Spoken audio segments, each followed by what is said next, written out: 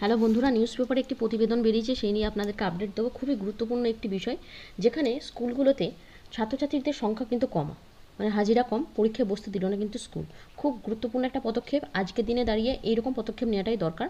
দেখুন, এটা ভাতারে ঘটেছে। উচ্চ মাধ্যমিক শিক্ষা সংসদের নির্দেশ মেনে 50% কম হাজিরা থাকায় একাদশ শ্রেণীর 89 জন ছাত্রছাত্রীকে প্রথম সেমিস্টার পরীক্ষায় বসতে দিল না ভাতারের Balgona Susundighi Rishikesh public high school. প্রধান শিক্ষক হিম্মত আলী জানান, পাঠ্যক্রমের শুরুতে প্রতিটি ছাত্রছাত্রীকে শিক্ষা সংসদের এই নির্দেশ শোনানো হয়েছিল।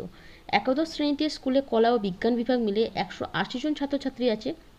তাদের মধ্যে 91 জন 50%-এর উপরে উপস্থিত থেকেছে। তাহলে বুঝতেই পারছেন 50% স্টুডেন্ট কিন্তু স্কুলে এই ম্যান্ডেটরি যে পার্সেন্টেজে স্কুল আসতে হবে 50%, সেটাও কিন্তু তারা আসেনি। শুক্রবার তাদের বাংলা পরীক্ষা হয়েছে।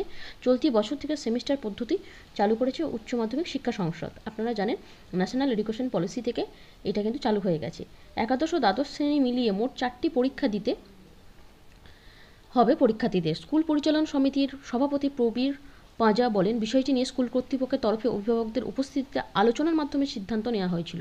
তবে যারা প্রথম সেমিস্টার দিতে পারেনি তাদের ভবিষ্যতের কথা ভেবে ঊর্ধ্বতন কর্তৃপক্ষের সঙ্গে আলোচনা করা হবে। এখানে অভিভাবিকা থেকে প্রত্যেককে কিন্তু অ্যালার্ট থাকতে হবে। ছাত্রছাত্রীদের স্কুলে পাঠানোটা বাধ্যতামূলক, যাতে দ্বিতীয় সেমিস্টারের সময় বা তার আগেই এই পরীক্ষা নেওয়া যায়।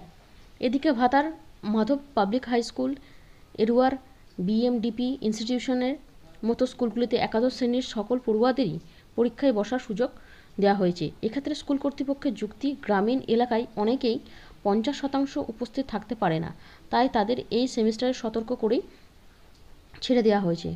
পরবর্তী সেমিস্টার থেকে সংসদের নিয়ম মেনে চলা হবে বলে জানিয়েছে তারা।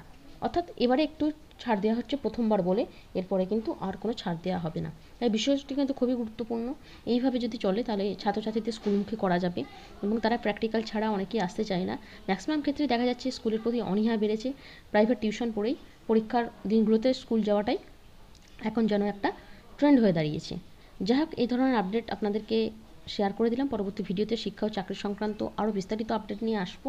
আজকের মতো এইটুকু। আমাদের চ্যানেলের সাথে থাকুন।